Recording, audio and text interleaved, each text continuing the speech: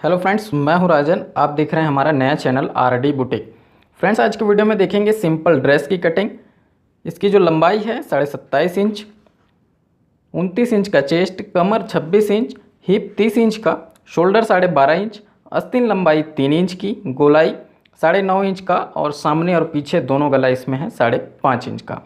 Friends, ये बहुत ही छोटे साइज का एक सिंपल सा कुर्ती का कटिंग है। आप लोग वीडियो को पूरा देखिए। सबसे पहले देखते हैं कपड़े को बिछाने का तरीका। तो ये जो ड्रेस है, इसका जो बैक साइड का पार्ट है ये बिल्कुल प्लेन है। और ड्रेस जब भी कस्टमर्स लेकर के आते हैं तो ये इसी तरह से आते हैं, पीछे का अलग सामने का अलग। जब सामने प्रिंटेड हो या कुछ डिज़ाइन वगैरह हो तो ये बैक साइड का पार्ट है। अब इसमें ध्यान ये देंगे इसको बिछाते वक्त कि हिप हमारा पूरा पूरा निकल जाए। इस तरह से नाप करके इसको बिछाना है। तो ये देखिएगा, यहाँ पर हम ले लेंगे। तो फ्रेंड्स, यहाँ पर ध्यान देंगे कि हिप जो है 30 इंच का है और ये कम्प्लीटली एक बॉडी का नाप है।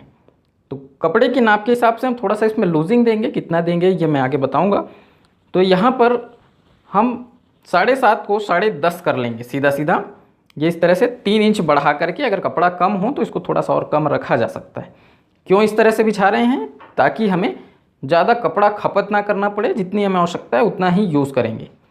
तो ये इस तरह से हम बिछा लेंगे। अब हिप के अकॉर्डिंग हमने इसको कैसे बिछाया, 30 इंच का हिप है, उसका 1/4 किए, हो गया 7.5। अब 7.5 में हमने लूजिंग दिया, आधे इंच का लूजिंग, 1 इंच का लूजिंग आप मान करके चलिए। तो 1 इंच हमने लूजिंग दिया तो वो हो गया 8.5 इंच। और उसके बाद अपनी तरफ से एक्स्ट्रा हमने सिलाई का मार्जिन इसमें 1.5 इंच का छोड़ा है। तो इस तरह से हमने टोटल 10-10.5 इंच पर इसको बिछाया। अब ये हो गया डबल फोल्ड बैक साइड। इसके जस्ट ऊपर हम रखेंगे फ्रंट साइड को। तो ये है इसका फ्रंट साइड। तो इसको भी बराबर डबल फोल्ड करके बिछा लेंगे। ये ऐसे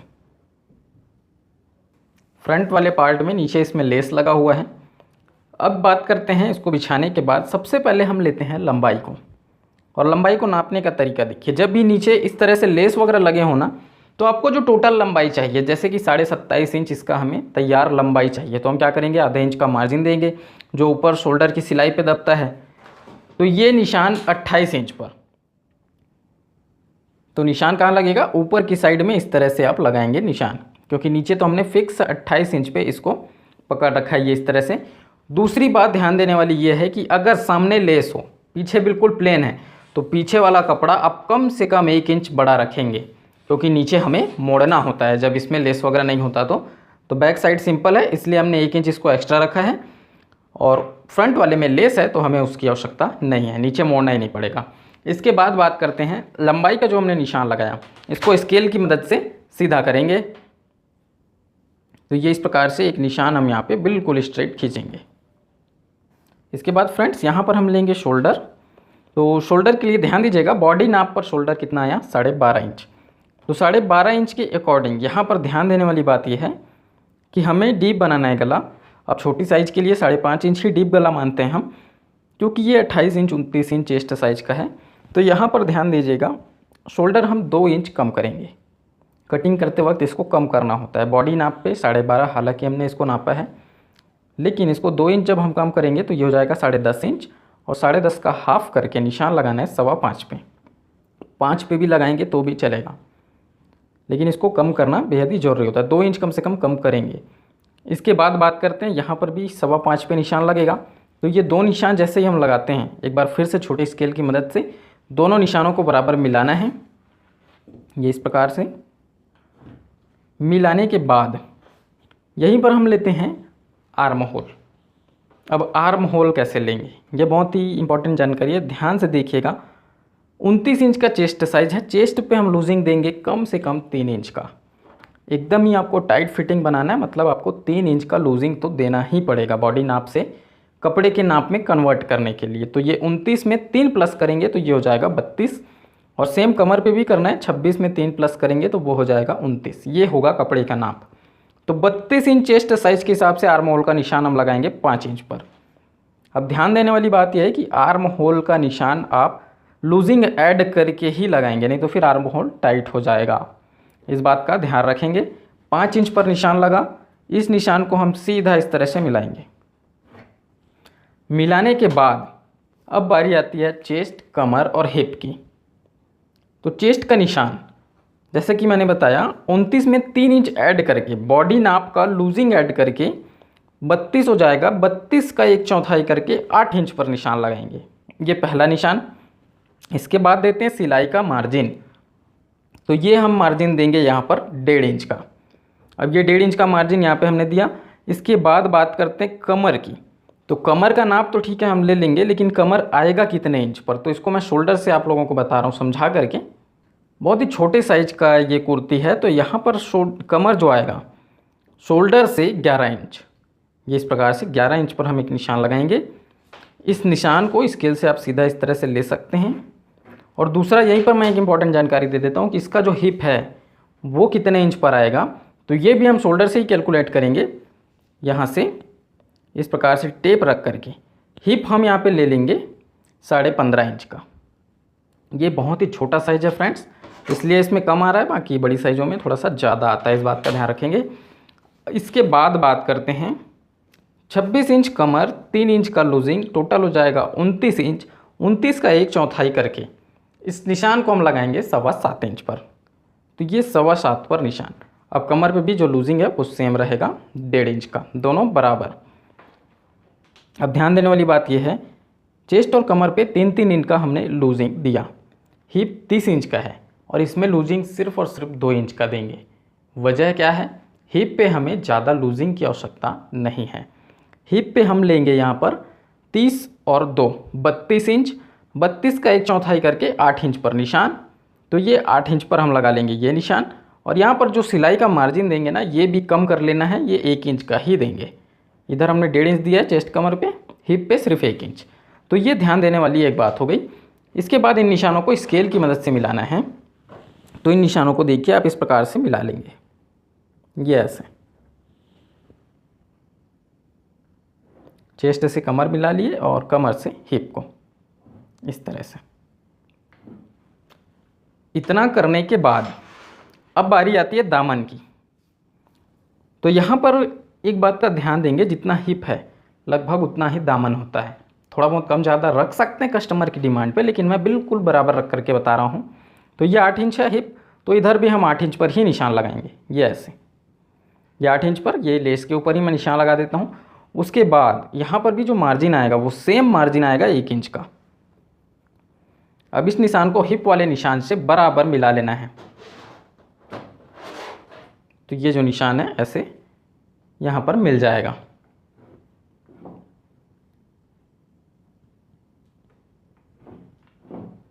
तो ये हमने सिंपल ड्रेस का एक स्ट्रक्चर यहाँ पे तैयार कर लिया। इसके बाद बात करेंगे आर्म होल के राउंडिंग शेप की और गले की। तो ये देखिए, सबसे पहले गले का मेज़रमेंट लेने से पहले हम शोल्डर को हल्का सा गले की तरफ डाउन करेंगे, क्योंकि ये डीप नेक का सूट है तो ये गले की तरफ डाउन होगा। अगर कॉलर वाला होता तो हम इसको just opposite side arm hole की तरफ डाउन करते, जिधर हमें आस्तीन फिट करना होता है। तो ये 2 चेंजेस हो गए। हल्का सा आर्म होल को भी डाउन करेंगे, बिल्कुल हल्का सा 1/4 इंच, क्योंकि ये एक छोटे बच्चे का ड्रेस है। 29 इंच चेस्ट साइज़, मतलब आप समझ सकते हैं बहुत ही कम से कम साइज़ का ये ड्रेस है। तो सिर्फ 1/4 इंच शोल्डर को और 1/4 इंच आर्म होल को डाउन करने के बाद सबसे पहला जो निशान होगा वो गले का होगा। गले का निशान, अब सामने और पीछे दोनों गला एक बराबर है तो एक साथ निशान लगा लेते हैं। 2.25 इंच का ये गले का निशान। यहाँ से हम गले को नाप लेंगे, ये इस तरह से 5.5 इंच। तो 5.5 इंच का गला। नीचे भी हम इसकी चौड़ाई ले लेते हैं 2.25 इंच की, और उसके बाद यहाँ पर दे देंगे गले का शेप। तो ये इस प्रकार से मिला करके गोल गला बनाना है, तो राउंडिंग शेप हम यहाँ पे दे देंगे। और ये राउंडिंग जैसे मैं ब्लाउज में बताता हूँ सेम उसी तरह से सूट में। अगर आप सभी लोगों ने हमारा ब्लाउज का चैनल नहीं देखा है, Dilip tailors and boutique YouTube पर सर्च कर सकते हैं, या फिर आसानी के साथ आप नीचे डिस्क्रिप्शन पे दिए हुए लिंक पे क्लिक करके डायरेक्ट उस चैनल को सब्सक्राइब कर सकते हैं। अब सामने और पीछे दोनों गले का एक ही नाप है तो एक साथ कटिंग हो जाएगी। बात करते हैं आर्म होल की। तो यहाँ पे फ्रेंड्स देखिएगा, आर्म होल का जो राउंडिंग है वो हम कुछ इस प्रकार से देंगे, ये ऐसे। पहली जो राउंडिंग है ना वो केवल 1 इंच की दूरी से देना है, और वहाँ से जो दूसरी राउंडिंग आएगी 1/4 इंच का दोनों राउंडिंग के बीच में गैपिंग रखना है। ये सारी चीज़ें मैं ब्लाउज में बहुत ही अच्छे तरीके से एक्सप्लेन किया हुआ हूँ।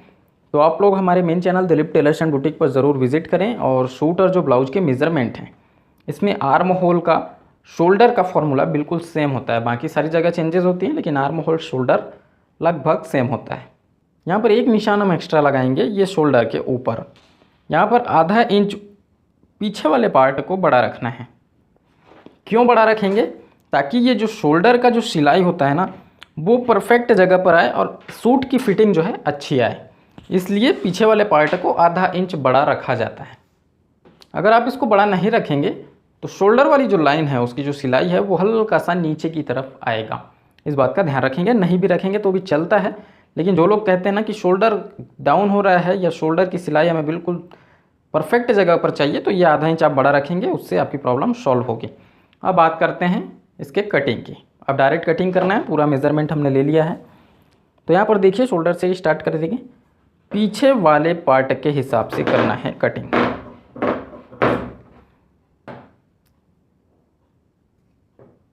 ये सामने को छाड़ देंगे।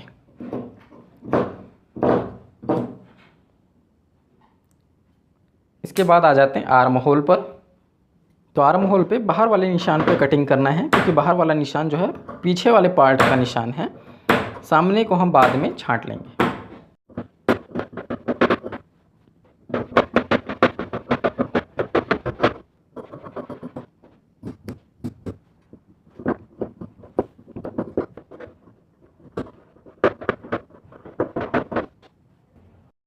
तो फ्रेंड्स ये ड्रेस की कटिंग तो हमने कर दिया। इसके बाद देखते हैं आस्तीन। तो ये प्लेन कपड़ा हम लेंगे आस्तीन के लिए, बिल्कुल छोटा सा आस्तीन हमें काटना है। लेकिन किस तरह से आर्म होल का यहाँ पर लेते हैं, आस्तीन का जो आर्म होल वगैरह है उसके लिए थोड़ा सा मैं बता देता हूँ ताकि किसी को कन्फ्यूज़न ना रहे। ये इस प्रकार से जो है हम इसको सबसे पहले मोड़ेंगे डबल फोल्ड में। ये डबल फोल्ड में हमने मोड़ लिया और इसके बाद इसको कर लेना है 4 फोल्ड। 4 फोल्ड क्यों? ताकि दोनों आस्तीन हम एक साथ निकाल सकें, ये ऐसे। अब ये 4 फोल्ड हो गया, दोनों आस्तीन की एक साथ कटिंग करते हैं। सबसे पहले देखिएगा एक सीधा निशान लगाएंगे, ये बिल्कुल स्ट्रेट निशान। इसके बाद सबसे पहले नापेंगे लंबाई को। तो लंबाई कितना आस्तीन का? केवल 3 इंच का है। तो यहाँ पर हम लेंगे मार्जिन आधे इंच का, 3.5 इंच पर लग जाएगा निशान। 2 जगह पर इस निशान को लगाएंगे, स्केल की मदद से सीधा दोनों निशानों को मिला लेना है। अब लंबाई के बाद गोलाई की बात आती है, तो गोलाई इसका है मोहरी 9.5 इंच का। तो 9.5 का आधा करेंगे, और 9.5 का आधा कितना होता है? 4.25। तो ये 4.25 का निशान। फिर मार्जिन ले लेंगे, ये मार्जिन हम 1.5 इंच का ले लेंगे इस तरह से। और उसके बाद छोटी आस्तीनों के लिए मैंने सिंपल सा फार्मूला बताया है आर्म होल सेट करने का। तो ये जो निशान है बिल्कुल छोटा है, तो ये 2 इंच पर लगाएंगे। 4 इंच का होता है तो 2.5 इंच पर इस निशान को लगाते हैं आर्म होल के लिए। इसके बाद जैसे गोलाई है 4.25 की, तो इसमें 0.25 इंच ऐड कर देंगे, ये इस तरह से, और ये इसका आर्म होल इसमें बैठ जाएगा। 0.25 इंच में दिक्कत आती है तो 1 इंच भी कर सकते हैं, कोई दिक्कत नहीं है, ये इस तरह से। इसके बाद यहाँ पर देखिए ये इस प्रकार से आस्तीन का हम इसमें देंगे शेप। तो शेप देने के बाद कर देते हैं इसकी कटिंग। तो ये कुछ इस तरह से होगा इसका कटिंग।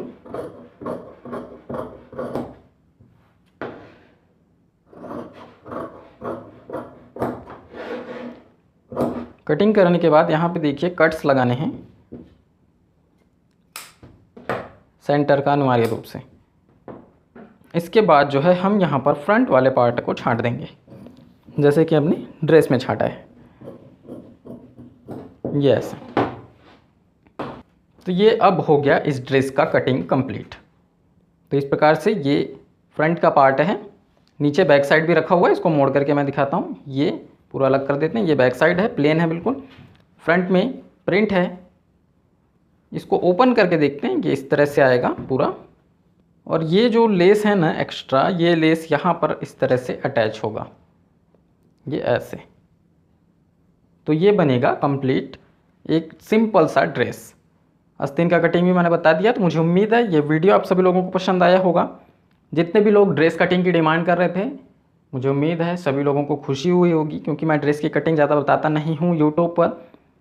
मिलते हैं फ्रेंड्स नेक्स्ट वीडियो में, तब तक के लिए जय हिंद।